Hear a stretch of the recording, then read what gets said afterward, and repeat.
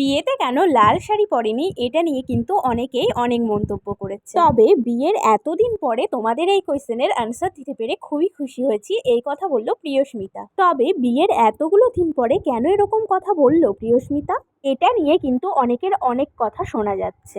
তবে আজ কিন্তু একটা কথা না বলে পারছি না যে একটা শাড়ি পরা নিয়ে এত মন্তব্য করতে পারে সবাই, সেটা আগে আমি জানতাম না। তবে বিয়েতে পার্পেল কালারের শাড়ি পরা নিয়ে সবাই এত কমেন্ট করেছে, সেটা দেখে কিন্তু অনেকটা খুশি হলেও অনেক খারাপ কমেন্টও এসেছে এই ভিডিওর মাধ্যমে। আর সেটারই রিপ্লাই দিয়েছে এই লাল বেনারসি পরা ভিডিওতে। সুস্মিতা কিন্তু আগাগোড়ায় শাড়ি পরতে অনেক পছন্দ করে।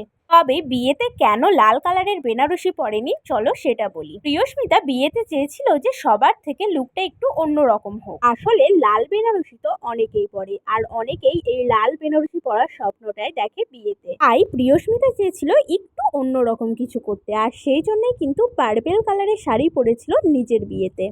যার যেরকমটা পছন্দ সে কিন্তু তার নিজের বিয়েতে সেটাই পরবে, কারণ বিয়েটা কিন্তু একবারই হয়, আর বিয়েটা যেহেতু তাই সে তার নিজের মনের মতো করে সেদিনকার সাজবে। তাই প্রিয়স্মিতা পার্পেল কালারের শাড়ি পরেছিল, আর যেহেতু পার্পেল কালারটা প্রিয়স্মিতার অনেকই পছন্দ, তবে লাল কালারটাও প্রিয়স্মিতার অনেক ভালো লাগে।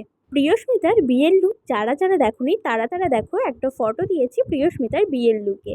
পার্পেল কালারের শাড়ির সঙ্গে জুয়েলারি তাকে কিন্তু সত্যিই অসাধারণ লাগছে। তবে প্রিয়স্মিতাকে শুধু পার্পেল শাড়িতেই নয়, লাল শাড়িতেও কিন্তু অসাধারণ লাগে।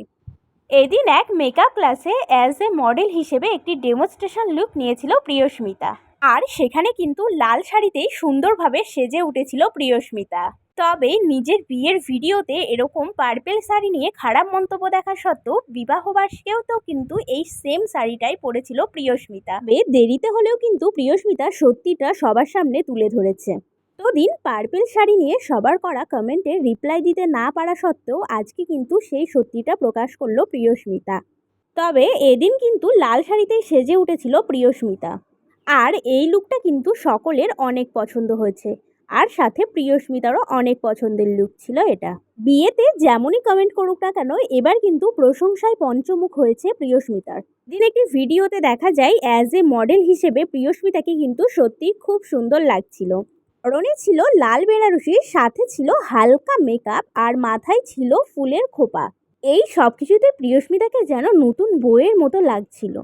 আর এই ভিডিওটা আপলোড করার সঙ্গে সঙ্গেই কিন্তু অনেক ভালো কমেন্টও আসছে তার ভিডিওতে। এখন প্রিয়স্মিতার এই লাল বেনারসির লুকটা ভাইরাল, পুরো সোশ্যাল মিডিয়া জুড়ে কিন্তু তার এই লুকটা সবাই অনেক পছন্দ করেছে। আমার তো পার্সোনালি লুকটা অনেক পছন্দের হয়েছে। প্রিয়স্মিতার এই লুকটা তোমাদের কেমন লাগলো অবশ্যই কিন্তু জানিও।